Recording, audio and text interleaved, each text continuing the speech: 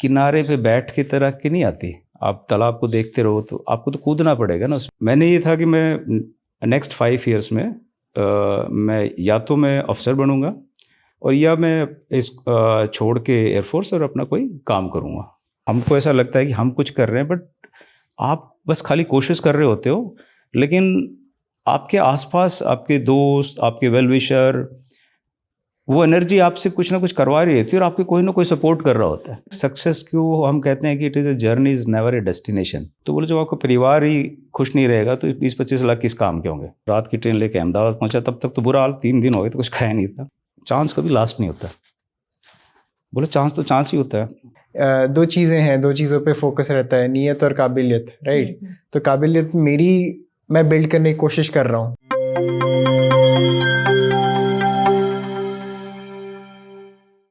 प्यारे दोस्तों, सादर अभिवादन। मैं हूं महेश कुमार वैद्य और आप देख रहे हैं एनजेपी इंडिया। दोस्तों, जिंदगी सभी जीते हैं, लेकिन अंदाज सबका अलग अलग होता है। दूसरों के लिए प्रेरक वही लोग बनते हैं जो केवल अपने लिए नहीं बल्कि हजारों अन्य लोगों की जिंदगी में रंग भरने के लिए जीते हैं। उनके पास कामयाब न हो पाने के बहाने नहीं होते, बल्कि कामयाबी की प्रेरक कहानी होती है। जो रिस्क लेना जानते हैं, जिन्हें खुद पर कुछ नया कर गुजरने का भरोसा होता है, जो लीक से हटकर समाज में ऐसा कुछ करते हैं जिनकी दूर तक चर्चा होती है। हर रविवार को एनजेपी इंडिया के इस प्लेटफार्म पर पोस्ट होने वाली प्रेरक सफ़र एंड इंस्पायरिंग स्टोरी के इस बार के हमारे नायक हैं जितेंद्र सिंह यादव। दोस्तों में कर्नल साहब के नाम से चर्चित जितेंद्र सिंह के नाम की चर्चा भी अब दूर तक होने लगी है।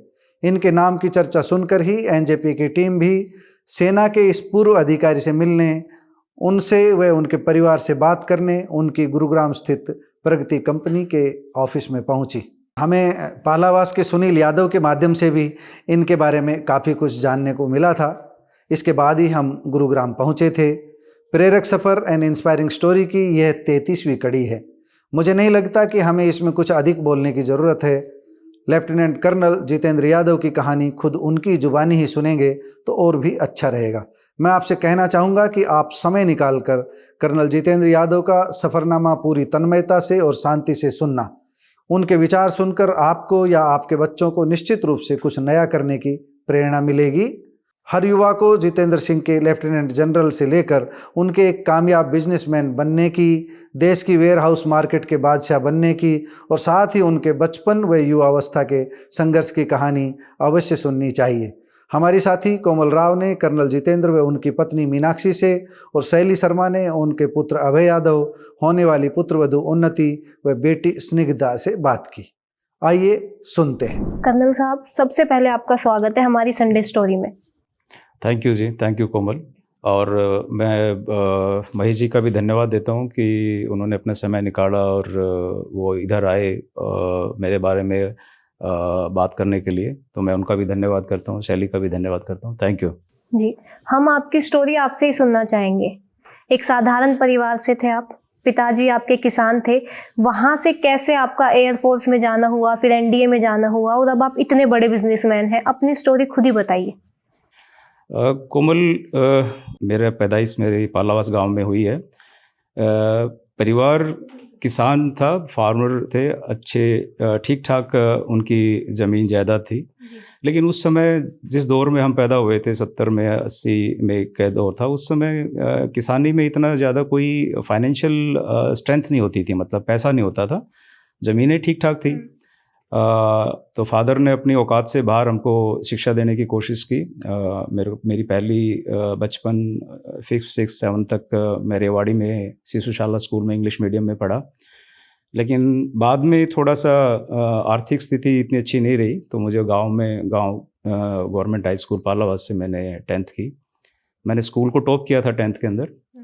और उस समय जो आर्थिक स्थिति कोई बहुत अच्छी नहीं थी, क्योंकि हमारी ही नहीं, उस समय परिवार में मेरे को लगता था गांव में जो कोई नौकरी करते थे किसी परिवार में, उन लोगों को पास पैसे का एक फ्लो होता था, मीन्स बेसिक अमाउंट की जो रिक्वायरमेंट होती थी एजुकेशन के लिए, ट्यूशन के लिए और उसके लिए। लेकिन जो किसान फैमिली होती थी, चाहे उनकी ज़मीन बेशक हो, लेकिन बहुत ज़्यादा उनके पास, और हमारी फैमिली भी बड़ी थी, हम 6 भाई बहन थे।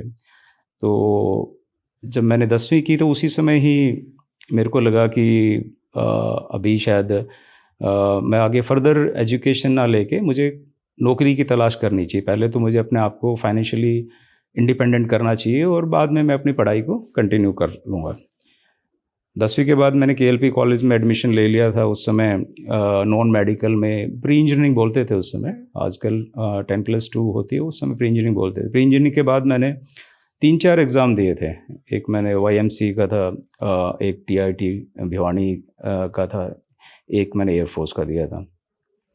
बट एयरफोर्स में मेरा सिलेक्शन हो गया, YMC में भी हो गया था।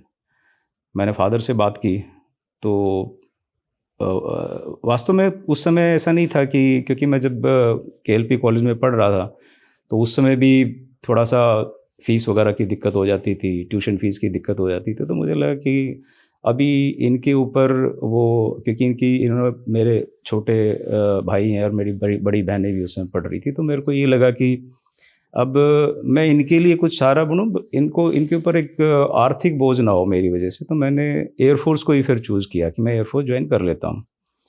और तो पहले से कुछ प्लान नहीं था, सिचुएशन के हिसाब से वो उस टाइम सही लगा था? एग्जैक्टली, क्योंकि पहले से तो मेरा, जब मैं प्री इंजीनियरिंग कर रहा था तो मेरा था कि मैं इंजीनियरिंग करूँगा।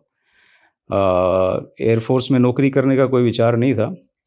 एयरफोर्स में सिलेक्शन में भी जब मैंने अप्लाई किया था, मेरे परिवार में ही मेरे ताऊ जी के लड़के हैं अनिल भाई साहब, तो उन्होंने मेरी सपोर्ट की। मैं एग्ज़ाम देने गया, मेरे साथ गए, तो उन्होंने पूछा कि भाई, मैंने उनको भी बताया कि देखो अभी आर्थिक स्थिति ठीक नहीं है और मेरे को एयरफोर्स ज्वाइन कर लेता हूँ, मैं उसके बाद वहीं अपनी आगे पढ़ाई जो है वो कंटिन्यू करूँगा। तो एयरफोर्स मैंने ज्वाइन कर लिया। उस ऑर्गेनाइजेशन के बारे में पता लगा तो मैंने जाते ही मैंने ठान लिया था कि नहीं, ये मेरे को यहाँ लंबा समय तक नहीं रहना। मुझे या तो अफसर बनना है, इस ऑर्गेनाइजेशन में रहना है। तो यूनिफॉर्म से मैं अट्रैक्टेड था। जैसे हमारे बेसिकली क्षेत्र में गांव देहात से लोग मैक्सिमम यूनिफॉर्म से बचपन से ही उनको एक अट्रैक्शन हो जाता है। तो मैंने ये था कि मैं नेक्स्ट 5 ईयर्स में मैं या तो मैं अफसर बनूंगा और या मैं इस छोड़ के एयरफोर्स और अपना कोई काम करूँगा। तो वहाँ से एक डिफरेंट जर्नी शुरू हो गई। तो एयरफोर्स में मैंने, क्योंकि प्री इंजीनियरिंग था, नॉन मेडिकल था, ग्रेजुएशन आप रेगुलर कर नहीं सकते बिकॉज आप जॉब में हो, तो वहाँ से मैंने एक डिस्टेंस में ओस्मानिया यूनिवर्सिटी ग्रेजुएशन करवाती थी। तो मैंने आर्ट साइड से ओस्मानिया यूनिवर्सिटी से, क्योंकि आप ग्रेजुएशन करके ही कंपटीशन में अप्लाई कर सकते हो कॉम्पिटिटिव एग्ज़ाम के अंदर, तो मैंने वहाँ ओस्मानिया यूनिवर्सिटी से ग्रेजुएशन के लिए अप्लाई कर दिया। और मीनवाइल एयरफोर्स में ही, जैसे आर्मी में ACC एक ब्रांच है और एयरफोर्स में भी आप कुछ एज लिमिट के साथ एज ए फाइटर पायलट आप एयरफोर्स में अप्लाई कर सकते हो। तो मैंने पैरेलली, उसमें ग्रेजुएशन की रिक्वायरमेंट नहीं होती, वो खाली एयरफोर्स में जो एयरमैन्स हैं उन्हीं के लिए वो प्रोविज़न है, उन्हीं के लिए वो सुविधा दी गई। तो मैंने वहाँ एयरफोर्स में वो SSB के लिए पैरेलली अप्लाई किया, मेरा SSB में हो गया। एक वो PABT टेस्ट होता है, पायलट एप्टीट्यूड बैटरी टेस्ट, उसमें भी मैं क्लियर कर गया। हमारी मेरिट में उसमें जनरली वो 4-5 एक्स्ट्रा लेते थे, तो उस मेरिट में मेरा नाम नहीं आया। मैं भी उसी बैच में था। मेरा एक और साथी है कर्नल SK सिंह, वो भी रह गया था, मैं भी रह गया था। फिर बाद में CDS के थ्रू उसने भी आर्मी ज्वाइन किया, अभी वो BJP में एक बहुत अच्छा नेता है, और मैंने भी फिर बाद में CDS से। तो वहाँ से जब हम वहाँ जब एयरफोर्स में थे तो हम वहीं तभी मिले थे मैं उससे। उसके बाद फिर हम आर्मी में साथ हमने ज्वाइन किया। तो मैं उसकी स्टोरी आपको उसका साथ में आपको बताऊंगा कि कैसे हम बाद में मिले। तो एयरफोर्स में जब मेरा SSB में नंबर नहीं आया तो वो मेरा चांस था। फिर मुझे ये था कि भाई अब मैं, ये वाला चांस तो मेरा मिस हो गया, मुझे ग्रेजुएशन करनी ही होगी, उसके बाद ही मैं कंबाइंड डिफेंस सर्विसेज का एग्ज़ाम दे पाऊँगा। तो मैंने अपना मेरी गांधीनगर में पोस्टिंग थी अहमदाबाद के पास, और वहाँ मैंने अपनी पढ़ाई शुरू कर दी थी। एयरफोर्स में माहौल बहुत अच्छा होता है। वहाँ पर जो बहुत से लोग एयरफोर्स में अपनी पढ़ाई करते रहते हैं और वो कॉम्पिटिटिव एग्ज़ाम की तैयारी करते रहते हैं। तो वहाँ मेरा जो ट्रेड था वो एयर डिफेंस सिस्टम ऑपरेशन था, टेक्निकल ट्रेड था। तो उसमें क्या होता था कि रात की ड्यूटी भी होती थी। तो मैंने अपने सीनियर से बात की कि भी मुझे कंटिन्यूस रात की ड्यूटी दे दो, क्योंकि मेरे को कॉलेज जाना था वो क्लासेस के लिए। और वैसे तो ओस्मानी यूनिवर्सिटी में रेगुलर क्लास नहीं होती थी, बट क्लासेस हम ले लेते, क्योंकि मैंने सडनली टेक्निकल से नॉन टेक्निकल सब्जेक्ट मैंने आर्ट चूज़ किया था, तो मुझे कुछ सब्जेक्ट्स की क्लासेस बाहर लेनी होती थी और पढ़ना भी होता था। तो सीनियर्स ने कहा ठीक है तुम पढ़ाई करना चाहते हो, तो उन्होंने रेगुलर मेरे को 2 साल तक नाइट ड्यूटी दिया, मतलब नाइट में कंप्लीट रात को वो बेसिकली हमें रिपोर्टिंग करनी होती थी एयर मोमेंट्स वगैरह की। तो मैं रात को ड्यूटी करता था और साइकिल थी मेरी एक लगभग 10 किलोमीटर तक हमारा जो ड्यूटी एरिया होता था वहाँ जाता था, सुबह उसी साइकिल से वापस आता था और दिन में फिर थोड़ा रेस्ट करके मैं पढ़ाई करता था। हमारी एयरफोर्स में ना एक बैरक होती थी, छोटी छोटी बैरक्स थी, तो उसमें हम 10-15 आदमी एक साथ रहते थे, जूनियर सीनियर सारे ही। तो मेरे एक सार्जेंट थे, तो मैंने उनसे रिक्वेस्ट की कि यार मेरे को ना यहाँ बैरक मेरे पढ़ाई मेरी नहीं हो पाती, उसके साथ ही एक छोटा सा वो था किचन। तो मैंने कहा कि मुझे जो है इस किचन में जो है थोड़ी सी जगह दे दो, मैं यहाँ रह लूँगा, बिकॉज वहाँ डिस्टेंस, क्योंकि कुछ सीनियर्स होते थे वो आते थे। वो किचन मतलब यूज होती थी उस टाइम? नहीं, वो किचन यूज़ नहीं होती थी, बिकॉज वहाँ कंबाइंड मैस होता था हमारा, बैरक रहने के लिए होती थी, एक मैस कंबाइंड था, तो वहाँ जाके सभी खाना खुना खाते थे। तो किचन ऐसे ही मतलब वैकेंट थी। तो मैंने अपने सीनियर को कहा, जो हमारे बैरक के सीनियर थे, कि यार मुझे किचन में, वो किचन भी क्या थी कि वो जैसे ही घुसो किचन ख़त्म, मतलब एक फोल्डिंग बेड जब मैंने वो उसने कहा कि फोल्डिंग बेड तो इसमें आएगा ही नहीं, वो कोई बात नहीं मैं स्लैब पे डाल लूँगा, बट मुझे यहाँ एक थोड़ा सा ना सॉलिट्यूड मिलेगा, एक एकांत मिलेगा, मैं थोड़ा कंसंट्रेट कर पाऊँगा पढ़ाई। तो उन्होंने कहा ठीक है, मैंने खोल ली, मैंने साफ़ सूफ की। मैं 2 साल फिर उस किचन में ही मैंने अपना रहा। फिर मेरा ग्रेजुएशन हुई। ग्रेजुएशन के बाद मैंने 3 पैरेलल एग्ज़ाम दे रखे थे, एक पीओ का, प्रोबेशनरी ऑफिसर, और एक राजस्थान एडमिनिस्ट्रेटिव सर्विसेज का, और एक सीडीएस का।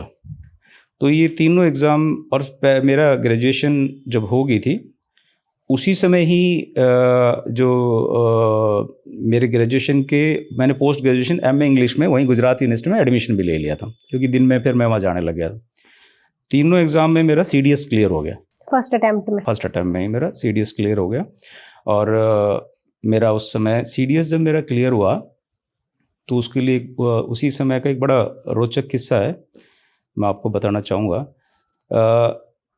मेरा एसएसबी के टाइम मुझे कोई सर्टिफिकेट देना था यूनिवर्सिटी का, ओस्मानी यूनिवर्सिटी का। तो मैंने जो वो सर्टिफिकेट मेरे पास था नहीं, वो यूनिवर्सिटी से जाके, क्योंकि उसी समय वो ग्रेजुएशन हुई थी, वो सर्टिफिकेट वगैरह नहीं आए थे। और हमारा ऑपरेशनल एरिया उस समय ये जैसलमेर, रामगढ़ और एक तनोट माता का मंदिर है, वो एरिया होता था। तो हमारी पूरी यूनिट हम उस एरिया में कहीं डिप्लॉय थे। अब वहाँ से छुट्टी ना मिले, क्योंकि पूरा का पूरा तो मोबिलाइजेशन हो रहा था वहाँ। मैंने अपने एक विंग कमांडर, मेरे को अभी तक भी ध्यान उनका ना, बॉन्जोर नाम था, उनकी वाइफ डॉक्टर थी। मैंने उनसे रिक्वेस्ट की, साहब मेरे को 3 दिन की छुट्टी दे दो और मुझे सर्टिफिकेट लेके आना है। मुझे एसएसबी में नहीं हुआ, तो मेरे लिए तो ये मतलब मेरा ये ड्रीम है, मुझे जो है ना अफसर बनना है। तो वो बोला 3 दिन में तो तू हैदराबाद पहुँचेंगे नहीं, कोई ओस्मानी यूनिवर्सिटी हैदराबाद से है, तो वहाँ से वो 3 दिन में तो तू हैदराबाद ही नहीं पहुँचेगा। मैं बोला बात तो सही है कि मैं 3 दिन, तो मुझे आप 6 दिन की दे दो। तो बोला तेरे को 6 दिन की छुट्टी, लेकिन वापस तो तूने 7वें दिन ही आ जाना। मैं ठीक है। मैं वहाँ से ट्रेन पकड़ी, वहाँ से ट्रेन थी अहमदाबाद से बॉम्बे, बॉम्बे से हैदराबाद, फिर रिटर्न था। अच्छा, मेरे को तब तक मेरी सैलरी आई नहीं थी, हमारी 800 रुपये की सैलरी होती थी उस समय। तो मैं महीने की तो सैलरी नहीं है मेरे पास, पैसे भी नहीं। तो मैंने अपने 1-2 फ्रेंड से पैसे लिए, और नहीं बल्कि उन्होंने ही मेरे को पैसे दिए, 100 रुपये या 200 रुपये, विंग कमांडर बहुत जोर नहीं दिए। कि मैं बोला सर मेरे पास सैलरी तो है नहीं, अब सैलरी तो 1 तारीख के बाद आएगी। बोलो कोई नहीं, तुम ये ले जाओ। तो मैं वो लेके फिर हैदराबाद गया, क्योंकि उसमें जब गया तो मुझे पता लगा कि जो मेरे पास पैसे थे जेब में, उतनी ही वो एक फ़ीस डिपॉजिट कर सर्टिफिकेट। हाँ। तो मैं कहा कि भाई ये फ़ीस मैंने दे दूंगा तो वापस कैसे आऊँगा। वहाँ पर आर्मी में, एयरफोर्स में ना, हमारे को एक वारंट मिलता है, टिकट तो हमारी फ्री होती है, वो वारंट बोलते हैं उसको। तो मैंने चलो कोई नहीं, देखी जाएगी। मैंने वो 200 रुपये उस समय जो मेरी जेब में थे 100-200 पता नहीं कितना अमाउंट था, वो उनको दिया और वो सर्टिफिकेट लिया। तो वहाँ से मैं ट्रेन पकड़ी, मैंने ट्रेन पकड़ी रात की, मैं सुबह पहुँच गया बॉम्बे। अब खाया कुछ था नहीं क्योंकि वो पैसे तो वही थे। तो मैंने उस समय दिन भर मैं सोचा कि यार पूरा दिन भूखा कैसे रहेगा, तो मैंने विदाउट टिकट वहाँ से मैं लोकल ट्रेन लेके चौपाटी पहुँच गया। और वहाँ जो है 25-50 खुले पैसे भी कुछ पड़े हुए थे, उनका भूगड़े वगैरह लिए और दिन भर जो भूख मिटाने के लिए घूमता रहा। रात की ट्रेन थी फिर वहाँ से बॉम्बे से अहमदाबाद की, तो टिकट तो थी, तो मैं रात की ट्रेन लेके अहमदाबाद पहुँचा। तब तक तो बुरा हाल, 3 दिन हो गए तो कुछ खाया नहीं था। अच्छा, आप तब तक इतने संपर्क नहीं होते थे भाई बॉम्बे में किसी को बोल लें, बात कर लें या कहीं और किसी से मिल लें। ये तो बाद में जब आप बिज़नेस करने लगो तो आपका नेटवर्क बढ़ जाता है, बट उस समय इतना था नहीं।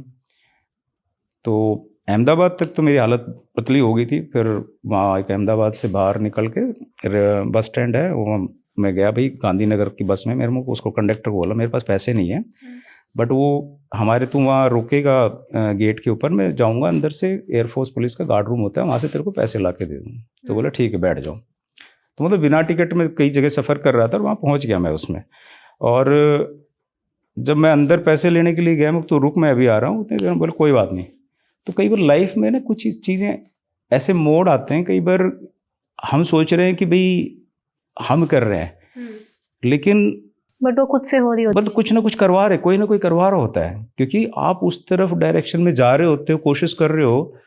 तो मैं अगर मुझे वो बोंजोर पैसा ना देता है विंग कमांडर, मेरा एक फ्रेंड था, जब मुझे छुट्टी नहीं मिल रही थी तो मैं बड़ा हताश हो गया था। मैं बोले यार क्या लाइफ है, बड़ा कोशिश कर रहे हैं, मेहनत कर रहे हैं, और छुट्टी नहीं मिली तो मैं एसएसबी नहीं जा पाऊंगा। बड़ी मेहनत से तो मैंने सीडीएस क्लियर किया, और उस समय माहौल भी ऐसा था कि शायद चांसेस थे कि भाई छुट्टी ना मिलती। तो उसने मेरे को प्रोत्साहित किया। मैं बोला कि यार ये तो लास्ट चांस था। तो उसने बड़ी अच्छी बात बोली मेरे को, ये कि चांस कभी लास्ट नहीं होता। बोले चांस तो चांस ही होता है। मैंने ऐसी यार ये बात तो सही कह रहा है कि चांस कभी भी लास्ट नहीं होता है। तो ये जो प्रेरणा है ना, स्टेप बाय स्टेप मैं बता रहा हूँ कि कैसे आदमी को, आज मैं उस चीज़ को बैकग्राउंड में जाता हूँ तो हमको ऐसा लगता है कि हम कुछ कर रहे हैं, बट आप बस खाली कोशिश कर रहे होते हो, लेकिन आपके आसपास आपके दोस्त, आपके वेल विशर, वो एनर्जी आपसे कुछ ना कुछ करवा रही होती है और आपके कोई ना कोई सपोर्ट कर रहा होता है। तो एयरफोर्स के बाद फिर मैं एसएसबी में सिलेक्शन मेरा हो गया, और मैंने सिलेक्शन आर्मी ज्वाइन कर ली। तो आई वॉज़ वेरी हैप्पी कि मुझे आर्मी में मेरा ये ड्रीम था। अच्छा, मैं कनेक्टेड कैसे था उस यूनिफॉर्म से? मैं जब एयरफोर्स में था, या मैं पता नहीं कॉलेज में था, गांव में मेरे पड़ोस में ही गांव है गुरावड़ा से, वहाँ मेरे एक चाचा जी हैं मेजर प्रताप, वो 2nd लेफ्टिनेंट आर्मी में सेलेक्ट हुए थे। वो यूनिफॉर्म पहन के आए थे गांव में, वो उनकी। तो ये एम बचपन से डिसाइड? हाँ, तो मैं बता रहा हूँ कि कैसे एकदम आज भी मुझे उनका नाम याद है। वो मुझे यूनिफॉर्म का ना एक पिक्चर अभी मेरे माइंड में, वो मेरी मम्मी से, पिताजी से आशीर्वाद लेने के लिए आए थे और यूनिफॉर्म पहन के आए थे। उस समय ट्रेंड था कि फिर, और मैं भी जब 2nd लेफ्टिनेंट बना था यूनिफॉर्म पहन के आया था। तो इन सब के बीच टर्निंग पॉइंट क्या मानते हैं आप? टर्निंग पॉइंट हर एक दौर का होता है, मेरा मानना है। जैसे मेरे लिए एक, जब मैं कॉलेज से मेरा एयरफोर्स में सिलेक्शन हुआ, मेरी ज़रूरत थी एक जॉब की। जॉब मिल गई मुझे एयरफोर्स की, एक टर्निंग पॉइंट आ गया मेरे लिए। मुझे यार अब तो सिक्योर है। अब जब वहाँ गए देखे कि नहीं यार ये लाइफ नहीं, मुझे तो इससे बेटर करना है। क्योंकि मैं जहाँ भी गया, मुझे एक ना, मैंने उसमें, मैं जिस भी जगह, जैसे बिजनेस में भी क्या, मैं कह रहा इस बिजनेस को बड़ा कैसे कर सकते हैं। मैं जॉब में गया एयरफोर्स में, मैं यार एयरफोर्स में क्या ये लाइफ, इसमें बड़ा कैसे बन सकता है। अच्छा, बड़ा ऑफिसर बन के बने। तो टर्निंग पॉइंट पहले तो एयरफोर्स में गया तब आया, क्योंकि एक आपको फाइनेंशियल सिक्योरिटी मिल गई, घर में आप एक सपोर्ट कर सकते हो। सेकंड टर्निंग पॉइंट आया कि आपकी लाइफ में आप एक जवान से अफसर बन गए। तो वो सडनली परिवार के लिए भी मान सम्मान की बात होती है, मेरे लिए भी कि भाई मैं अफसर बन गया, पेरेंट्स के लिए भी एक प्राउड फीलिंग होती है। तो वो एक टर्निंग पॉइंट आया। तो वहाँ से मेरी जो है आर्मी की जर्नी शुरू हुई। उस समय जब मैं आर्मी में सेलेक्ट हुआ था तो उस समय हमारी आर्थिक स्थिति थोड़ी और ख़राब हो गई थी। ये लगभग किस सन की बात है जब आप सेलेक्ट हुए थे? मैं 93 में मैंने ट्रेनिंग की थी, 95 में मैंने ज्वाइन कर लिया था, और 95 से 2000 में मेरी सिस्टर्स बड़ी थी, तो क्या था कि हमारे को उनकी शादी वगैरह करनी थी, तो थोड़ा फाइनेंशियल प्रेशर था, तो हमने अपनी कुछ ज़मीनें ना ऑलमोस्ट आधी ज़मीनें बेच दी थी। तो वो 95 से 2000 का दौर, ऑफ कोर्स मैं आर्मी में था, लेकिन हमारे लिए एक सोशल स्टिग्मा लग गया था। जैसे हमने ज़मीन बेची ना, तो आज तो क्या है कि ज़मीन बेचना ना एक बिजनेस है, आप गांव में भी या शहरों में भी ना व्यापार है, उसको लोग उस नज़रिए से नहीं देखते। लेकिन उस समय ज़मीन बेचना ना बहुत बड़ा एक गांव के अंदर सोशल स्टिग्मा होता था। एक भाई बोरा जी ने अपनी ज़मीन बेच दी, भाई उस समय ज़रूरत थी, बहनों की शादी भी करनी थी, कुछ पैसे बचे थे, तो मेरे छोटे भाई को जो है मैंने कहा कि भाई इसको दे दो। उसने ट्रांसपोर्ट का काम शुरू करना था, उसने अच्छा अपने बसें, एसी बसें वगैरह, एक असाई कंपनी है उसमें लगाई, और उसने वो अच्छा खासा काम शुरू कर दिया। तो मैं भी खुश, चलो मैं आर्मी में हूँ, मेरी एक सिक्योर जॉब है, बहनों की शादी हो गई है, और ये अपना ट्रांसपोर्ट में काम कर रहे हैं। फिर मेरी 98 में शादी हुई, गुड लक, मेरा वहाँ से फिर गई नहीं।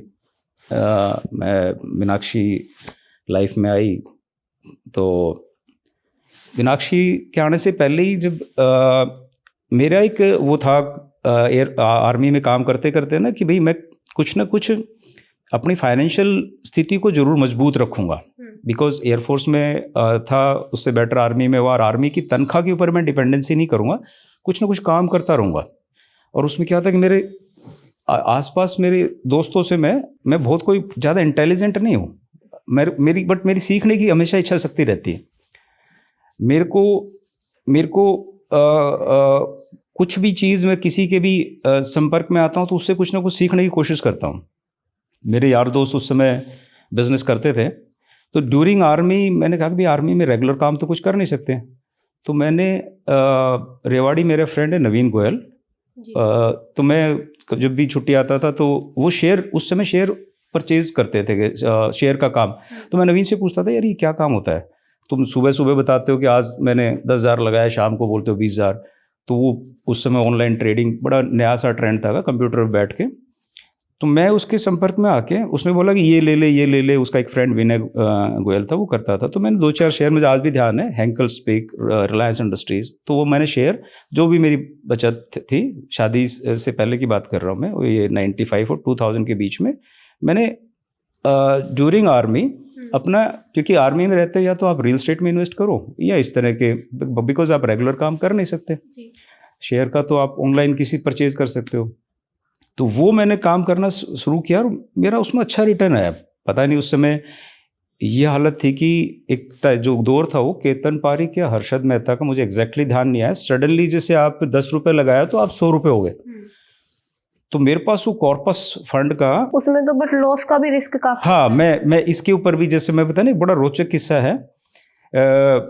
मेरा वो 1.5-2 लाख रुपए वो एकदम 20-25 लाख उसकी वर्थ हो गई थी। 98 में मेरी शादी हो गई थी, 99 में हम 99 या 2000 में शायद हम रांची पोस्टिंग गए थे, तो मेरे पास ऐसे फाइनेंशियली मैं स्टेबल था, बट मुझे नहीं पता था कि गांव में पीछे क्या हो रहा है। गांव में हमारा क्या हुआ कि हमारी जो ट्रांसपोर्ट का काम था वो सडनली एकदम डिप हो गया। पता नहीं उस समय छोटे भाई की गलती रही या परिस्थितियां ऐसी रही, तो वो सारा का सारा हमारा जो बिजनेस ठप हो गया, बसें हमारी सीज होगी, ज़मीन पे जो आधी तो बेच दी थी और आधी बची थी उस पे लोन, कैनरा बैंक का लोन, इस बैंक का लोन, उसमें तो मैं छुट्टी आया तो हालत पूरी खराब। तो उस वक्त आप लोग कनेक्ट नहीं रहते थे फ़ोन वगैरह से? फ़ोन तो वो STD वाले PC वाले फ़ोन होते थे, तो उस समय हमें तो सब कुछ अच्छा अच्छा नज़र आ रहा था ना, क्योंकि बिजनेस में था कि भी आज वहाँ एक बस ली वहाँ लगा दी, आज एक ट्रक लिया वहाँ लगा दिया। तो वो मुझे तो बाद में पता लगा जब बैंक वाले आने लगे, फादर का एक बार फ़ोन पे बात हुआ कि एक बार आ जाओ, फिर मैं आया तो आया तो फिर कुछ लोग जो लोकल भी जिनसे लोन लिया हुआ थे, एक हमारे लोकल के बोरा जी हैं, मेरे बड़े अच्छे मित्र भी रहे बाद में वो। मैं वापस आया, मैं मीनाक्षी से बात की, मैं यार ये तो बहुत हालत ख़राब हो रही है, अब क्या करें। तो बोले कि जब इसने कभी भी किसी चीज़ पर ऑब्जेक्शन नहीं किया। बोले जब आपके पास क्या है, मेरे पास 20-25 लाख के शेयर हैं। तो बोले जब आपका परिवार ही खुश नहीं रहेगा तो 20-25 लाख किस काम के होंगे। तो बोले इसको बेच दो और उनको सपोर्ट करो। यू विल नॉट बिलीव कोमल, मैंने वो शेयर सारे बेचे, मैंने वो बैंक सारे क्लियर किए और पिता उस बट जैसे कई बार होता है ना कि जैसे वो ज़मीन बिकी थी तो एक माइंड में आया कि नहीं यार ये ज़मीन हमारी बिकी है ना, मैं 30 एकड़ बेची है, मैं 10 गुना इस ज़मीन से ज़्यादा करूँगा।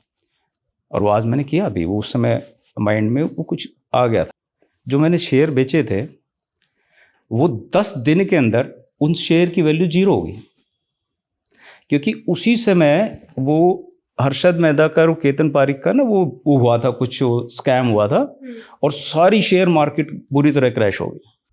ये कई बार धीरे धीरे जब हम करते हैं ना तो हम उसको देखते हैं कि भाई तुम्हारे हाथ में कुछ नहीं है, आपके हाथ में क्या है, आपके हाथ में कोशिश है। आप कोशिश आपने अगर वो नहीं करते तो इधर आपका परिवार नहीं संभल पाता, आपका वो ज़मीनें सारी बिक जाती और ये पैसा भी नहीं था। तो कुल मिलाकर जो फैसले समय के साथ होते गए वो सही निकले। सही, हाँ वो सही निकले। हाँ, और वो कोशिश से मतलब आपने उसको, क्योंकि आपने वो पॉजिटिव रहे ना, आप प्रोग्रेसिव रहोगे, पॉजिटिव रहोगे तो उनका रिजल्ट पॉजिटिव ही आता है। कई बार हम परिस्थितियों से होता है ना ड्यूरिंग कि यार आज का दिन तो खराब है, आज का ही तो दिन है ना, कल तो आएगा ना। तो कर्नल बनना आपका एम था, आप बने भी, उसके बाद प्रगति यहाँ तक आना कैसे हुआ और वहाँ से रिटायरमेंट लिया? हाँ, तो जैसे मैंने आपको बताया कि भाई मुझे एक अपनी आर्थिक स्थिति मजबूत रखने का शौक़ था कि और मैं मुझे पैसा आर्मी के साथ साथ अपना पैसा कमाना है, कोई ऐसा काम करूं। तो मेरे को दूसरा काम रियल एस्टेट लगा ड्यूरिंग आर्मी। तो वो एक परिस्थिति हमारी ठीक हुई, तो उस समय मैंने भाई को भी कुछ पैसे दिए कि भाई तुम, उसका ऑप्टिक फाइबर केबलिंग का नया काम था, तो उस काम में उसने फिर उसकी भी आर्थिक स्थिति बहुत अच्छी हुई, क्योंकि उसी पैसे में जो लोन उतारे मैंने कुछ उसको भी दे दिए। मैं भाई तू क्या करेगा अभी, बसे बुसे तो चलेगी। बोलो मेरे को एक लाइन मिली है ऑप्टिक फाइबर की, और नई लाइन थी उस समय ये टेलीकम्युनिकेशन का, तो मैंने उसको पैसे दिए कुछ, जो भी मेरे पास 6-7 लाख रुपए थे, और उसने उसके बाद फिर अच्छा ग्रो किया। और मैं रियल एस्टेट की लाइन में था कि मैं रियल एस्टेट के अंदर इन्वेस्ट करता हूँ, और वो रियल एस्टेट का भी वो दौर ऐसा ही था। मतलब रियल एस्टेट ऐसे ना, सब्जी मंडी में जैसे सुबह का भाव शाम का भाव, अगर महेश जी रिकलेक्ट करेंगे, एक वो 2002 से 2005 तक का, मतलब एक प्लॉट नहीं बिकते थे, फाइलें बिकती थी। भाई 10 प्लॉट की फाइल ले ली और उनका टोकन दिया 2 लाख रुपए, और शाम को 4 लाख रुपए ले गए। तो वो जब रियल एस्टेट में जब मैं घुसा, तो वो हालांकि मुझे जब उसमें भी मैंने इन्वेस्टमेंट की, कुछ ग्रुप में की, कुछ लोगों के साथ की, इंडिविजुअली भी की, और अच्छा वहाँ पर एक फाइनेंशियल गेन मिला। बट मुझे रियल एस्टेट में फिर मैंने देखा कि रियल एस्टेट में ये तो जो है ना सट्टा है। रियल एस्टेट में मैं किस तरह से ऐसा काम करूं कि एक बड़ा कर सकूं। भाई यूनिट, जैसे डीएलएफ का नाम सुनते थे, यूनिटेक का नाम सुनते थे, ये कैसे बड़े बने? तो ये बड़े वैसे ही बने ना कि भाई ये लोगों, इनके साथ इन्वेस्टर जुड़े हैं, इनके साथ बैंक्स जुड़े हैं, इनके साथ एक ट्रस्ट है, इन्होंने एक कंपनी बनाई, इन्होंने लैंड स्टेज पे इन्वेस्टमेंट करके उसको प्रोजेक्ट में कन्वर्ट किया। तो ये प्रोसेस है बढ़ने का। तो ये मैंने रियल एस्टेट में जब मैंने कहा कि ये रियल एस्टेट में अभी प्लॉटों के टोकन टाकन तो ठीक है दे लिए, लेकिन रियल एस्टेट में कौन सा ऐसा काम करें जिससे रियल एस्टेट में उस लेवल तक हम पहुँचें, एक कंपनी कैसे खड़ी करें। तो ये माइंड में आना शुरू हो गया था उस समय जब आर्मी के अंदर था कि, और मैंने इनफैक्ट जब मेरा लेफ्टिनेंट कर्नल था मैं, तो जो मैं कर्नल एसके सिंह की बात कर रहा हूँ, तो कर्नल एसके सिंह भी जब पहले एयरफोर्स में मेरे साथ एसएसबी में थे, वो भी नहीं हुए, मैं भी नहीं हुआ। फिर वो मेरे को एसएसबी जब मैं आर्मी का दे रहा था तो वहाँ मिला, मैंने एसके को कहा, एसके तेरा एयरफोर्स में नहीं हुआ? बोलो नहीं यार हम सबका था, लेकिन तू भी रह गया, मैं भी रह गया, विंग कमांडर एक पांडे था वो भी रह गया था उस समय, लेकिन बाद में उसका रिजर्व में था तो वो आ गया।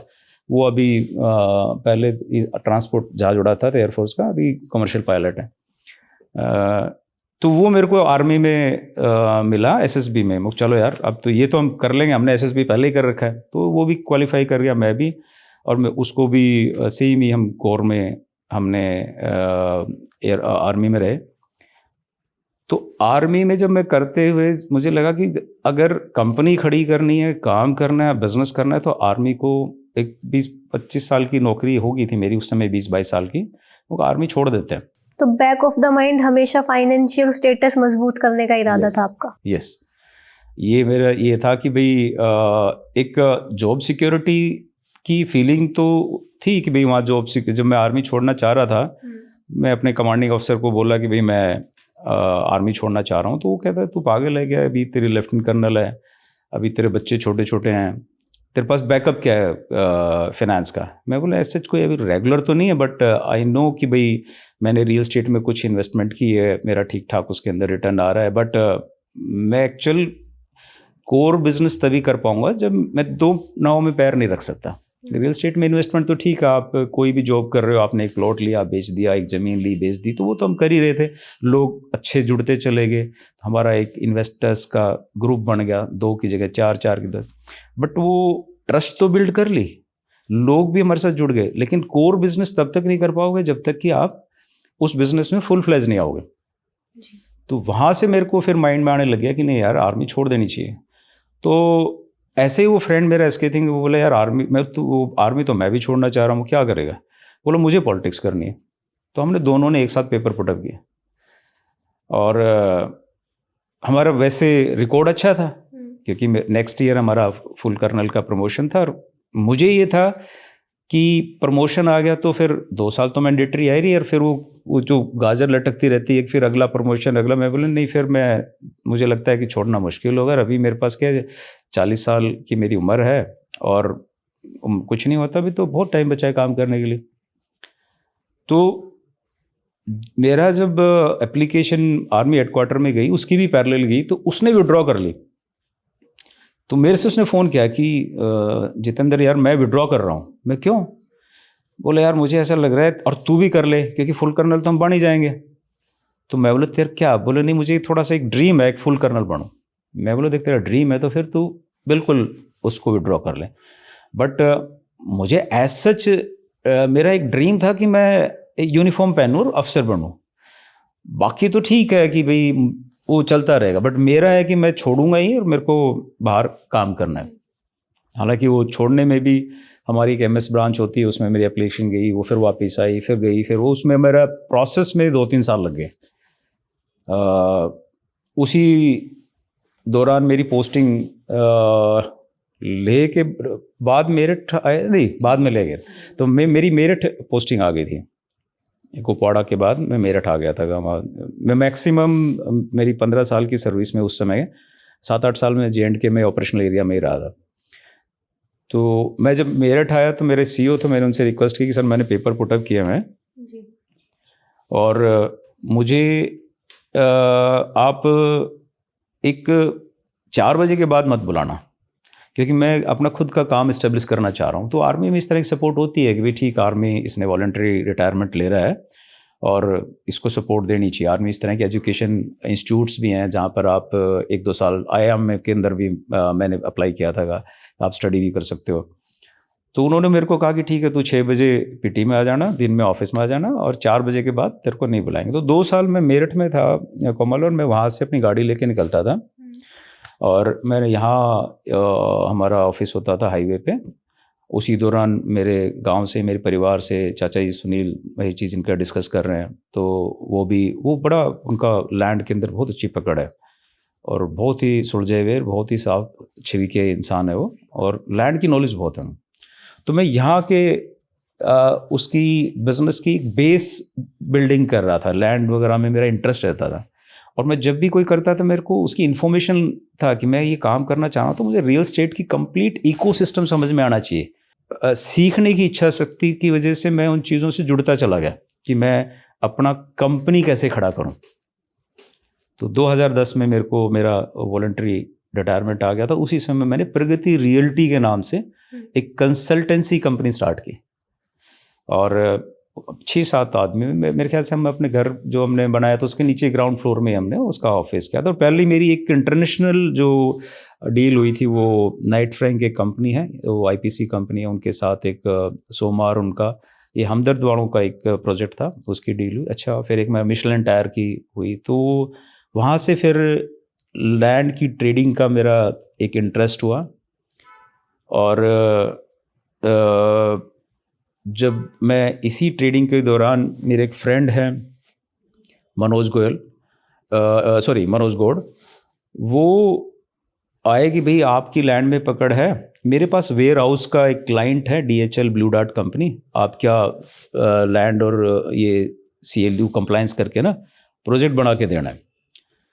तो मैं बोला ठीक है मनोज भाई, मैं लैंड आपको, आप बताओ कहाँ लेनी है, क्योंकि उस समय हमारी इसमें NH8 के आसपास लैंड में मेरी अच्छी पकड़ हो गई।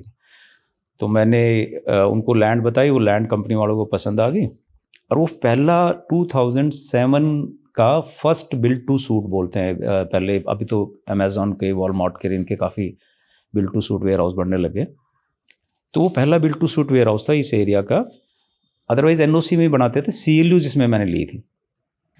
तो वो हमारा पहला प्रोजेक्ट था। और वो पहला प्रोजेक्ट में एक सडन जब हमारा बन रहा था, वो उसके ऊपर एक बायर आ गया, हमको हम हिल गए, मुझे यार ये तो बहुत अच्छा बिजनेस लाइन है, क्यों ना इसी को ही हम बड़ा करें। तो वहाँ से फिर मुझे वेयर हाउस लाइन के अंदर जो है अब मेरी जर्नी स्टार्ट हुई। और मैं बताता हूँ कोमल, हम उसमें 4 पार्टनर थे। पहले मनोज और मैं ही थे। तो मनोज के एक बोले कि भाई साहब एक और मेरे दोस्त हैं विकास यादव, वो मिलना चाहते हैं। मैं बोला भाई कोई बात नहीं, हम अपना और शेयर कम कर लेंगे। फिर मैंने भी कहा, मेरे एक फ्रेंड है शुभेंदु मित्तल, जो आज भी मेरे साथ पार्टनर है, मतलब पार्टनर इन द सेंस वो एक अलग पार्टनर ही हम दोनों, और वो एक अलग ऑर्गेनाइजेशन, एक अलग कंपनी को देखते हैं।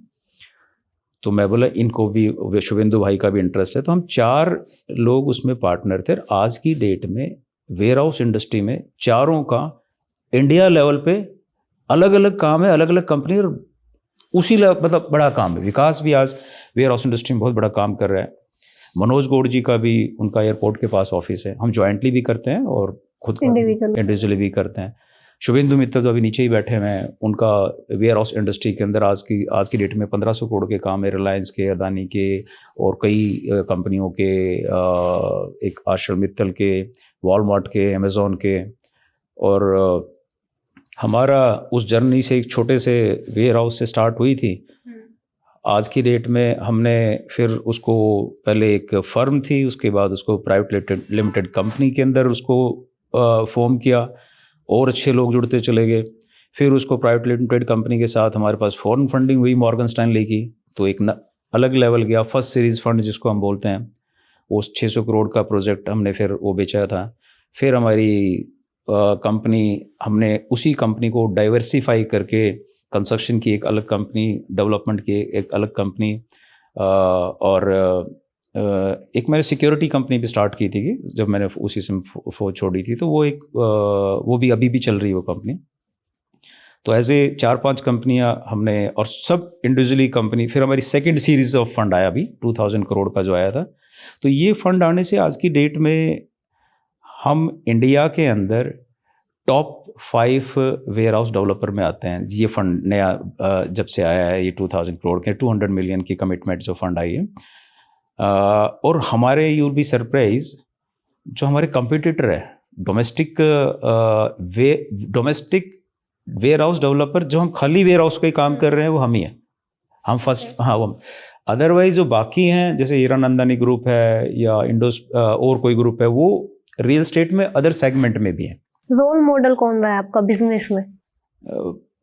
देखो, रोल मॉडल आप बोलते हैं ना, सक्सेस को हम कहते हैं कि it is a journey, is never a destination. Success तो आप कनेक्ट करते चले जाते हो। जैसे मैंने समझा, जो मैं अपने खुद को भी देखता हूँ कि मेरी पर्सनैलिटी कैसे उस तरफ गई, तो मेरे पास ना 4-5 चीज़ें को, जो मेरी लाइफ के अंदर बहुत बड़ा चेंजिंग फैक्टर रहा। एक तो किसी भी काम को हम करते हैं ना, उसको कंटिन्यूस एफर्ट्स हम उसको ना करते रहेंगे। अभी हम लगातार निरंतर प्रयास करते रहें उस काम पर, हम उसमें रुके ना, अप डाउन आते रहेंगे। दूसरा क्या, फोकस। कई बार हम फोकस हटा देते हैं। वो फोकस, जब आप प्रयास कर रहे हो, फोकस कर रहे हो, और जिस चीज़ से मेरे को रिजल्ट आया, आई एम ए ड्रीमर, मैं सपने लेता हूँ, मैं आँख खोल के सपने लेता हूँ। तो मैं जब भी कोई काम करता था तो मैं उस काम को बड़ा देख के कि यार इस काम को मैं इसको बड़ा कैसे करूं, तो उसका मैं ड्रीम करना शुरू कर जाता था। तो ड्रीम से डायरेक्शन मिलती थी। वो ड्रीम ही बेसिकली विजन होता था। जब भी आप कुछ सोचते हो कि भाई अच्छा मैं एयरफोर्स में गया, सिपाही में तो ऑफिसर बनना है, तो आप यू स्टार्टेड ड्रीमिंग, और उस ड्रीम से फिर आपको डायरेक्शन मिलती चली जाती है। वही हम उसी को हम विजन बोल देते हैं। तो ऐसे ही बिजनेस में भी जब मैंने ये इस लाइन में गया तो मैं कहा कि यार इस लाइन में बड़ा कैसे बन सकता है, किस तरह से हम इसको कंपनी कैसे खड़ी कर सकते हैं। तो वो ड्रीम करना शुरू कर दिया, मुझे उसको शेप नजर आने लगी। कई बार मेरी कंपनी वाले भी, जब ये कंपनी से कन्वर्ट हो रही थी, तो आज भी जो शुरू से ज्वाइन किया था, ऑलमोस्ट 80-90% कंपनी में साथ ही हमारे साथ जुड़े हुए लोग, तो कहते थे, मजाक करते थे, यार ये प्राइवेट लिमिटेड, हम ये तो कंपनी फर्म रहेगी, प्राइवेट लिमिटेड नहीं बनेगी। फिर अब कहते हैं नहीं फॉरेन फंड आएगा, कहाँ फंड आएगा। तो मतलब वो आज खुद मजाक करते हैं कि सब पता नहीं क्या बताते थे कि भाई FDI आएगी, हमें FDI की फुल फॉर्म नहीं पता होती थी। तो मेरे ख्याल से वो जो मैं बता रहा हूँ कि कंटिन्यूस एफर्ट, आप फोकस और ड्रीम, और सबसे बाद जब आपका आता है कि ट्रस्ट, फोर्थ ट्रस्ट आता है। ट्रस्ट क्या है कि किसी भी बिजनेस पे, किसी भी काम हो, किसी भी ऑर्गेनाइजेशन में ना, जब तक आपके पास ट्रस्ट कंपाउंडिंग फैक्टर नहीं है, compounding factor in the sense कि आपको ट्रस्ट आपके साथ जो जूनियर्स हैं और आपके सीनियर्स हैं जो आपकी ऑर्गेनाइजेशन में साथ हैं, उनकी ट्रस्ट आपने अर्न करनी है, अपने सीनियर्स की भी और अपने जूनियर्स की भी, अपने पार्टनर्स की भी, अपने साथ इन्वेस्टर्स की भी। और वो ट्रस्ट कहाँ से आती है?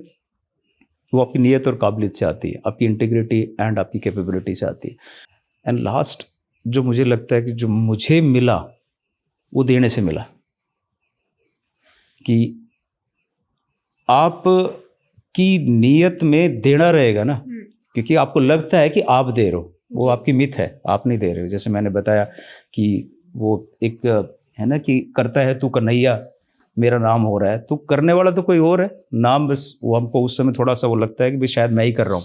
आने वाले समय में आप वेयर हाउस का क्या फ्यूचर देखते हैं? जैसा कि अब ऑनलाइन मार्केटिंग का तो काफ़ी बढ़ रहा है, तो वेयर हाउस की डिमांड भी बढ़ ही रही होगी। वेयर हाउस की डिमांड का अगर हम देखें तो अगर मैं फिगर्स में कहूँ तो 2000 से 2010 तक इंडिया के अंदर $2 बिलियन की इन्वेस्टमेंट थी, 2 बिलियन। और 10 से और 20 तक ऑलमोस्ट 20 बिलियन की। देखो कितना, 2 से और 20, ये फॉरेन फंड का इन्फ्यूज़न हुआ था। और डाटा में मुझे आई थिंक 530, अब करेक्ट में, अगर उसको डाटा के अंदर हम देखें तो पिछले 10 साल की जो ग्रोथ हुई है वो उससे पहले 50 साल की भी ग्रोथ नहीं थी। तो वेयर हाउस इंडस्ट्री में सबसे बड़ी जो टर्निंग पॉइंट हुआ वो ई-कॉमर्स से ही हुआ। आपको सरप्राइज होगा, हम किसी को बताते हैं कि हमारा 50 एकड़ में ही सिंगल वेयर हाउस, एक बॉक्स है 10 लाख फुट एरिया का। तो पहले इंडिया के अंदर ये चीज़ें नहीं होती थी, बट अभी तो हमारा और भी लोग बना रहे हैं, बड़ी बड़ी कंपनियां और भी बना रही है। तो वेयर हाउस में अभी फ्यूचर में बहुत पोटेंशियल है, क्योंकि वेयर हाउस खाली ई-कॉमर्स की रिक्वायरमेंट नहीं सर्व करता। वेयर हाउस आपकी थर्ड पार्टी लॉजिस्टिक को भी करता है, लॉजिस्टिक कंपनीज की भी रिक्वायरमेंट करता है, इंडस्ट्रियल्स की भी रिक्वायरमेंट को फुलफिल करता है। तो अभी इंडस्ट्री इंडिया के अंदर जो प्रेजेंट गवर्नमेंट काफ़ी फोकस है इंडस्ट्री पे, डेवलपमेंट पे, तो इंडस्ट्री की भी बहुत रिक्वायरमेंट है अभी आने वाले टाइम में, जिसमें वेयर हाउस की रिक्वायरमेंट बहुत बढ़ेगी। तो फ्यूचर तो वेयर हाउस में अभी काफ़ी ब्राइट है। अब आज का हमारा अंतिम सवाल आपसे, राजनीतिक नहीं है ये, लेकिन फिर भी ऐसा देखा जाता है कि कई राजनीतिक लोग आपके बहुत अच्छे दोस्त हैं, तो क्या इसे ये मान लिया जाए कि आपका अब आगे राजनीति में आने का भी विचार है? दोस्त इन द सेंस कि जब आप कभी जैसे जैसे आप काम करते हो कि जैसे मैं आर्मी में था तो उस समय मेरा राजनीतिक लोगों से कोई संपर्क नहीं था, क्योंकि हमारी एक ऑर्गेनाइजेशन होती है, हम वहीं तक हमारी सीमित थे। जब हम बाहर आए तो नेचुरली जब आप काम करते हो, बिजनेस करते हो, तो आपका इंटरेस्ट स्वाभाविक सा हो जाता है कि उनके साथ वो आपसे संपर्क करते हैं और आप उनसे संपर्क करते हो, नॉट विद एनी एस्पिरेशन कि भाई मैंने राजनीति उनके साथ करनी है, बट डेफिनेटली वो एक स्वाभाविक उनके साथ कनेक्ट हो जाता है। कुछ तो खैर मेरे रिलेटिव्स ही हैं जो रिश्तेदारी में भी आते हैं, और ऐसे जानबूझ के तो कुछ हुआ नहीं, बट प्रोसेस में होता चला गया उनसे संपर्क। मतलब उसका मैं ये कहूँ कि मैंने ये सोच के किया था कि मेरा इनसे संपर्क होगा ही, बट वो जब आप, मेरे को समझता हूँ कि कोई भी स्वाभाविक सा जो आप व्यापार विचार है या नहीं राजनीति? मेरा राजनीति, हाँ आपका नहीं, मेरा राजनीति में, क्योंकि मैं अभी जिस स्थिति में हूँ, जिस ऑर्गेनाइजेशन में हूँ, I am very happy. But yes, अगर कभी मैं ये तो नहीं, लाइन तो नहीं खींच सकता, क्योंकि लाइफ तो टर्निंग पॉइंट आपके आते रहते हैं ज़िंदगी में। अगर मुझे लगा कि भाई इस क्षेत्र में जाके मैं, जो अभी मेरा टोटल फोकस बिजनेस के हैंडओवर नेक्स्ट 3-4 इयर्स के अंदर नेक्स्ट जनरेशन को और अपनी टीम को करके, मेरे सोशो पॉलिटिकल में ज़्यादा है।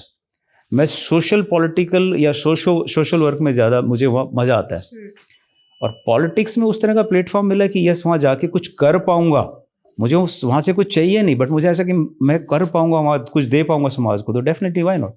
तो हमारे यूथ को, यंगस्टर्स को अगर आप कोई एडवाइस देना चाहें, कर्नल जितेंद्र अगर कोई एडवाइस देना चाहें?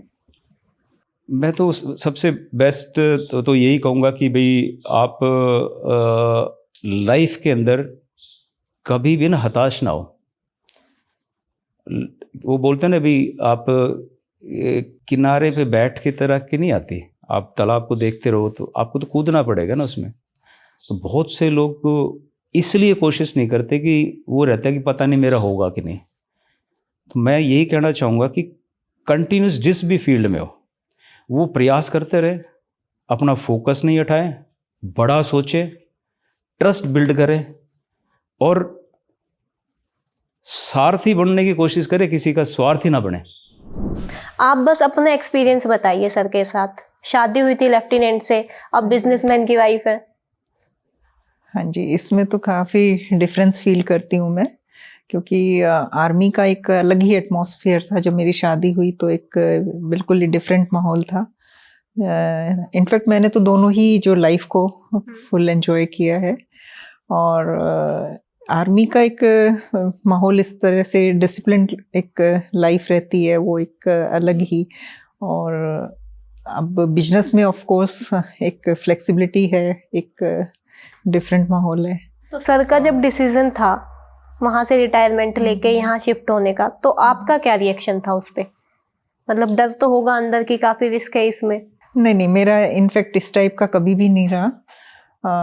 एक ट्रस्ट, जैसे एक फेथ आपस में जो एक रिलेशनशिप में, हाँ जी, अंडरस्टैंडिंग जो डेवलप हो जाती है थ्रू आउट ईयर, जब आप साथ में एक जर्नी जीते हैं, तो इनफैक्ट उस टाइप का मेरा कभी भी नहीं रहा कि कभी भी मेरे को ट्रस्ट बेस पे मेरे को कोई इनसिक्योरिटी कभी फील हुई हो।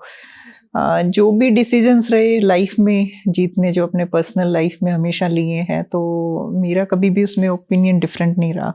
वही रहा कि हाँ, जो भी करा उन्होंने इनफैक्ट अपनी लाइफ में हमेशा ही अच्छा किया, तो इसलिए कभी भी वो इनसिक्योरिटी कभी आई नहीं मुझे।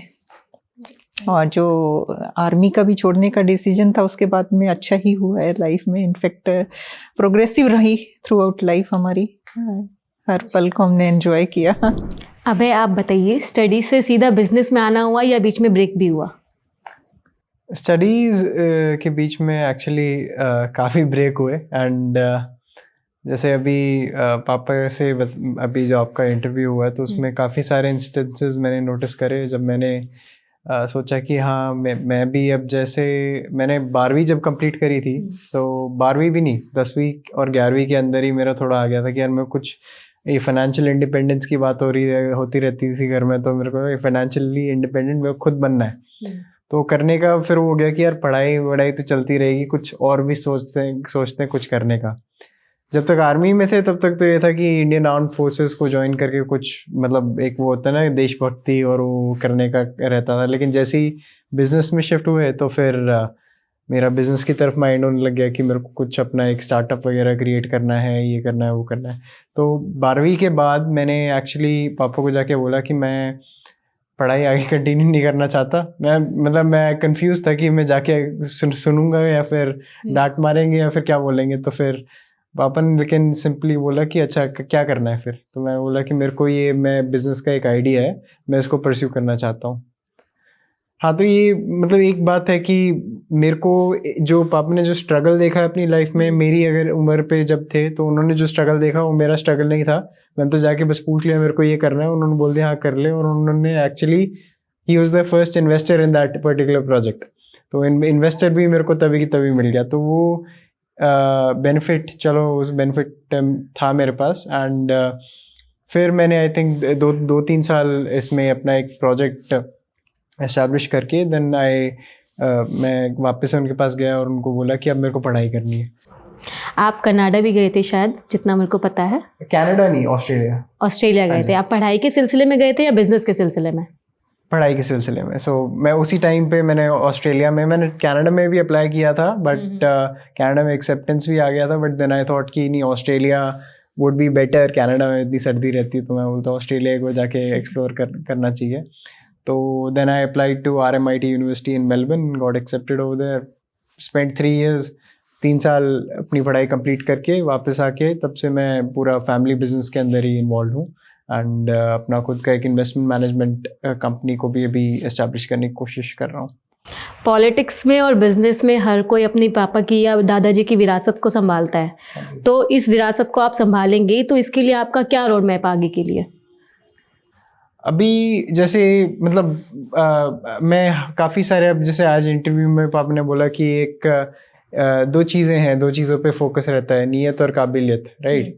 तो काबिलियत मैं बिल्ड करने की कोशिश कर रहा हूँ। नियत मैं उनसे जो चीज़ उन्होंने मेरे को वैल्यूज़ प्रोवाइड करी है मेरे पेरेंट्स ने, उससे मैं सीख के अपनी नियत को तो सुधार के रख सकता हूँ, लेकिन नियत के बेस पे सिर्फ कुछ नहीं होता है। तो मेरे को वो काबिलियत मैं बिल्ड कर रहा हूँ धीरे धीरे। तो आज की डेट में जैसे फाइनेंस एंड ऑपरेशंस किसी भी बिजनेस की एक बैकबोन है।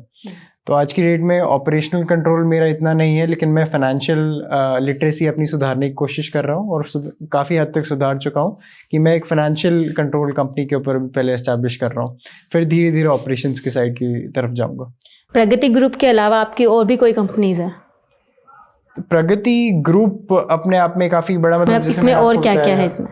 हाँ जी, सो प्रगति वेयरहाउसिंग हमारा जो डेवलपर वेयरहाउस डेवलपमेंट कंपनी है जो पापा की बता रहे थे, एंड PISL जो Mittal ji, Shubhendu uncle, he handles that particular division, that is EPC construction company. PR capital करके मैंने अपना खुद का एक आपको मैंने जैसे बताया इन्वेस्टमेंट मैनेजमेंट एक कंपनी, एडवाइजरी सर्विसेज की कंपनी फॉर्म करी है, वेयर हम लोग अपना जो फैमिली का इन्वेस्टमेंट पूल है और हमारे जो रिलेटेड इन्वेस्टर्स हैं उनका पूल हम लोग रियल एस्टेट एसेट्स के अंदर ही इन्वेस्टमेंट कराते हैं। सोशल वर्क में भी आप योगदान देते हैं? सोशल वर्क के अंदर मेरी इतना पर्सनली इन्वॉल्वमेंट नहीं है, लेकिन जैसे हमारी कंपनीज के अंदर CSR का रोल होता है, उसके अलावा भी CSR के अंदर हमारी एक्टिविटीज ऑनगोइंग रहती हैं, because that is a corporate social responsibility that each company has in India today.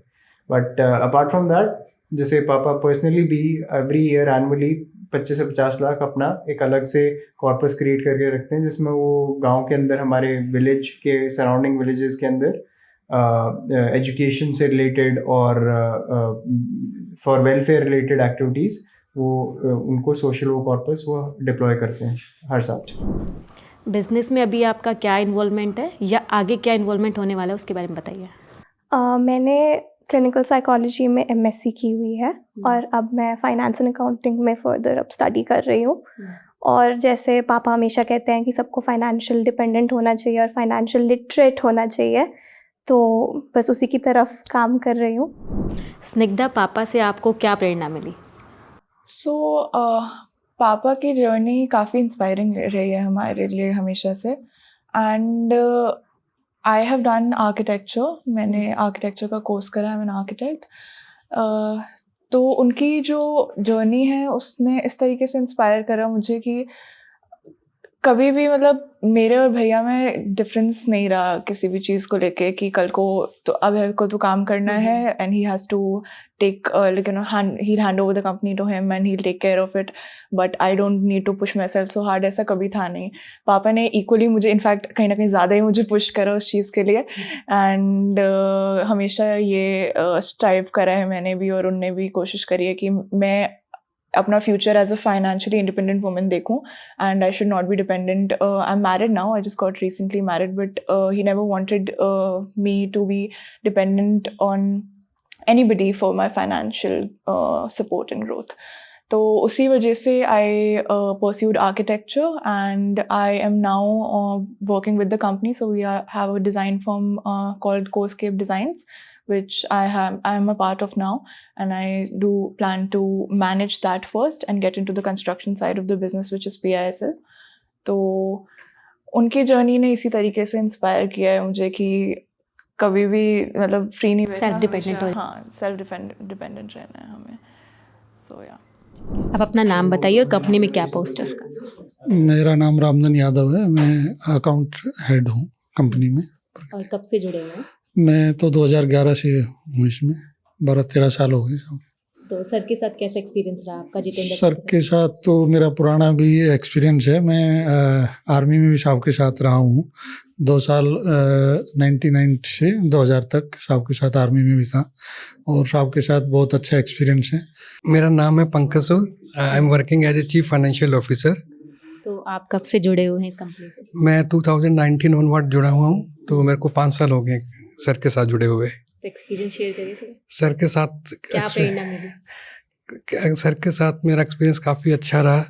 इससे मेरा टोटल वर्क एक्सपीरियंस 20 ईयर का है। इससे पहले मैं 15 ईयर मैंने 6 कंपनीज में काम किया है और लास्ट 5 ईयर से मैं इस कंपनी में काम कर रहा हूँ, लेकिन ऐसा लगता है कि जैसे एक फैमिली में काम कर रहा हूँ। मेरा नाम विनोद कुमार है, मैं 2007 से साहब के साथ जुड़ा हुआ हूँ और मैंने जो है अपना वर्क जो है एक स्कूटी से स्टार्ट किया था और कर्नल साहब ने मेरे को बहुत मोटिवेशन किया है, काफ़ी कुछ आगे तक लेके गए हैं। गाड़ी वगैरह भी साहब ने मेरे को प्रोवाइड करवाई है और फैमिली के लिए भी साहब जो हैं मेरे से पूछते रहते हैं टाइम से, बच्चों के लिए, माँ बाप के लिए। मेरे फादर के मेडिकल में भी साहब ने मेरे को जो है हॉस्पिटल के जो बिल वगैरह थे उसमें साहब ने पूरी हेल्प की है और जो मैं आज कुछ हूँ वो साहब की वजह से ही। Myself Pulkit Agrawal. So I joined in 2017, फरवरी 2017। अब मैं 7 साल मेरे कंप्लीट हो जाएंगे इस ऑर्गेनाइजेशन में। तो मेरी फर्स्ट जॉब थी ये और आई थिंक आगे भी मैं इसी साथ कंटिन्यू करना चाहूँगा, क्योंकि यहाँ पे इतनी सर के जो विज़न है, जो हमने सर का विज़न देखा है वो पूरा होते हुए देखा है और आगे जो और भी विज़न है वो अचीव करेंगे हम।